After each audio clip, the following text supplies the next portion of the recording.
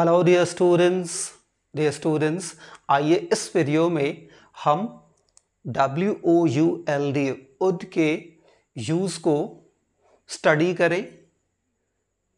Last video में मैंने आपको विल का यूज़ बताया था। इस वीडियो में let's look at the use of wood that is very very important for you and for one and all to understand and use it, particularly to make the knowledge of English language, or particularly to enhance the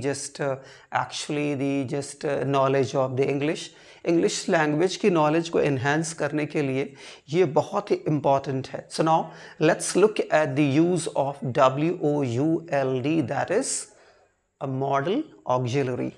देखिए use of would, पहला देखिए as past tense of will. तो देखिए पहला जो है my dear learner, जो would का जो यूज होता है वो विल के पास्ट टेंस में. लेकिन कब?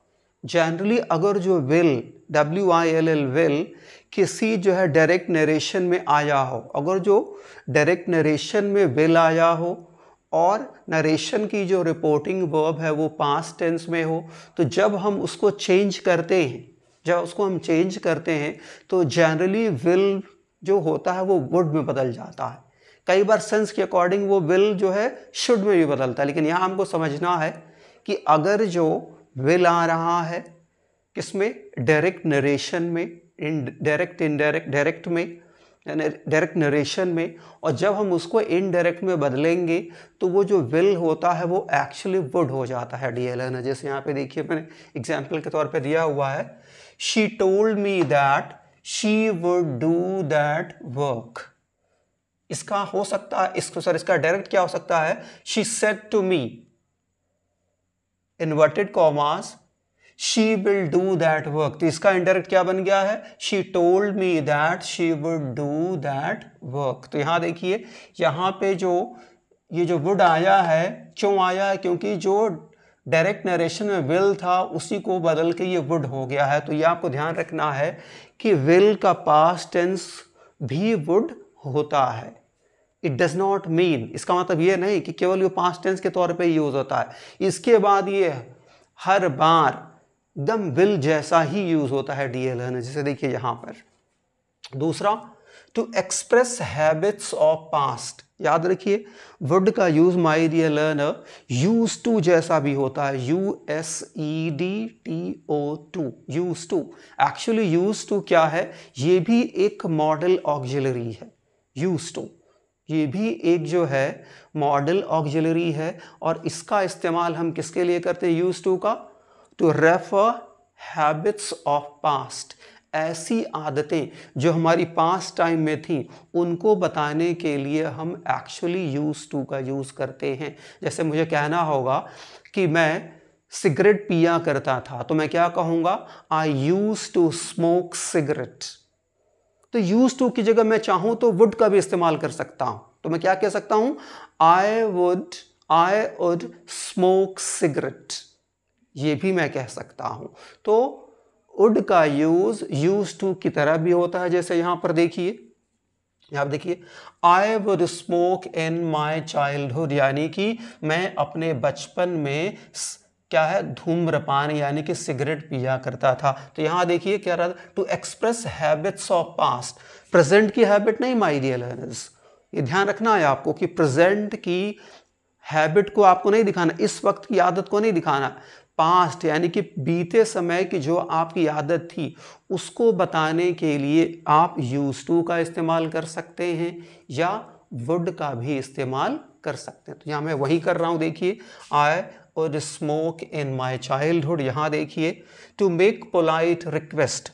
जब भी वुड का माय डियर लर्नर, जब भी कोई सेंटेंस वुड से शुरू हो रहा तो ये आप ध्यान दीजिए, वो would, that word is not used actually for asking or framing question, but actually for making polite or humble request. जब भी कोई सेंटेंस वुड से शुरू हो रहा हो माय डियर लर्नर, तो आपको ध्यान देना है कि वो क्वेश्चन कम कर रहा होगा, रिक्वेस्ट ज़्यादा कर रहा होगा.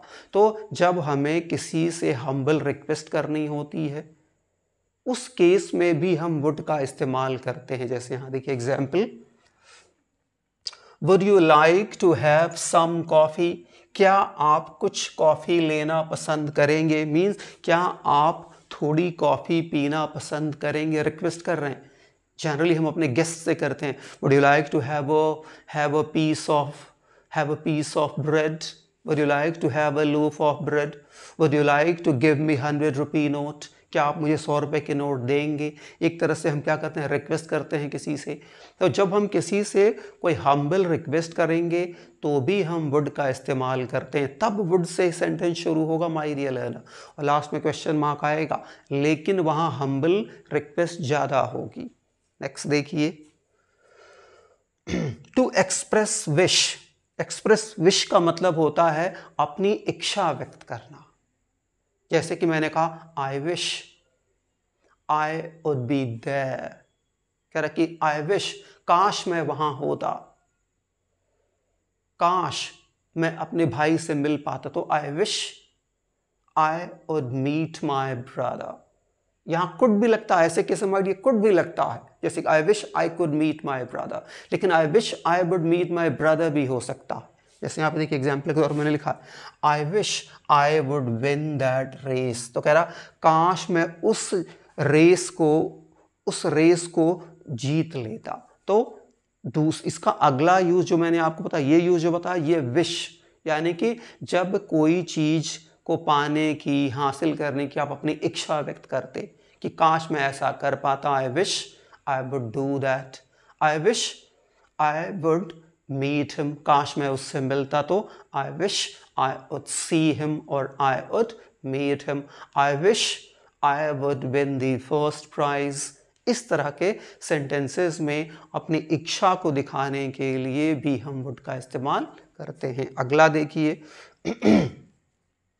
टू एक्सप्रेस अनरियल कंडीशन, एक ऐसी कंडीशन जो अनरियल है, एब्सोल्युटली हाइपोथेटिकल है, it has nothing to do with the reality. एक ऐसी कंडीशन जिससे सच्चाई से कोई लेना देना नहीं। जैसे मैं कहूँ यदि तुम मेरे पास आते तो मैं तुम्हें पढ़ाता, यदि तुम मेरे पास आते तो मैं तुम्हें पढ़ाता, तो इसको मैं क्या कहूँगा, I wish if you came to me I would teach you, if you came to me I would teach you, means ये absolutely एक जो है unreal condition है, एक ऐसी कंडीशन जो absolutely unreal है, वास्तविक नहीं है, कि ना तुम मेरे पास आए ना मैंने तुम्हें पढ़ाया।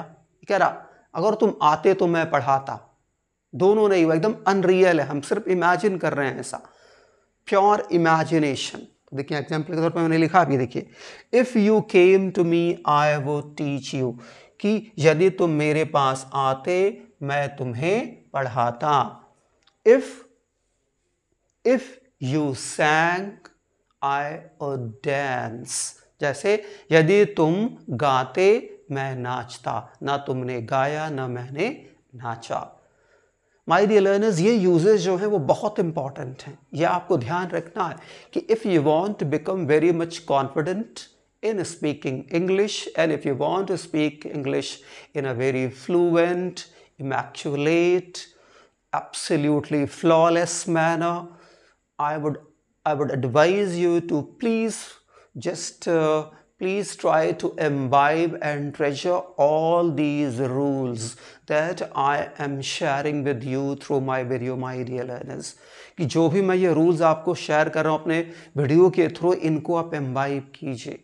Only then you would become well versed in speaking, well versed in writing, and well versed in your knowledge of this very particular language.